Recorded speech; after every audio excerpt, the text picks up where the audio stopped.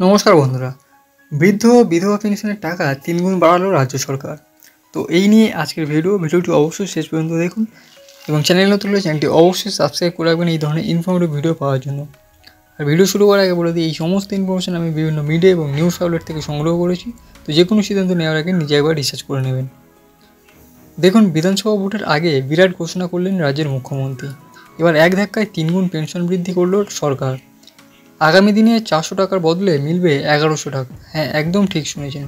স্বাভাবিকভাবেই সরকারের এহেন সিদ্ধান্তের জেরে সকলের মধ্যে খুশির হাওয়া বইছে।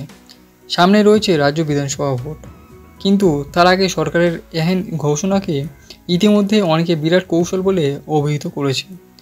আরও বিশদে জানতে চোখ রাখুন আজকের এই প্রতিবেদন।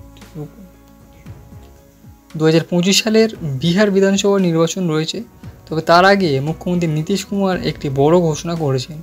বয়স্ক, প্রতিবন্ধী এবং বিধবা মহিলাদের দেওয়া সামাজিক সুরক্ষা পেনশন বাড়িয়েছেন।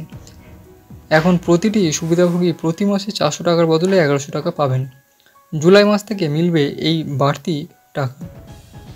সোশ্যাল মিডিয়ায় প্ল্যাটফর্ম এক্সে নীতিশ কুমার বলেন, জুলাই থেকে সকল সুবিধাভোগীকে এখন প্রতি মাসে 1100 টাকা পেনশন দেওয়া হবে।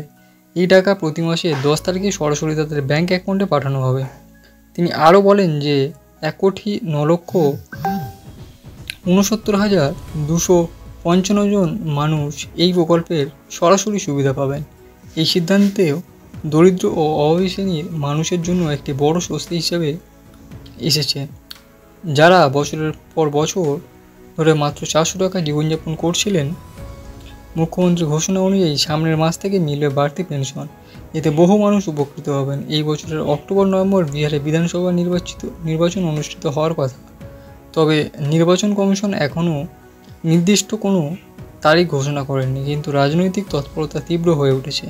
এমন সময় নীতিশ কুমারের পেনশনের সিদ্ধান্তকে রাজনৈতিকভাবে অত্যন্ত গুরুত্বপূর্ণ বলে মনে করা হচ্ছে। বিরোধীরা এটিকে নির্বাচনী স্টান্ট বলছে।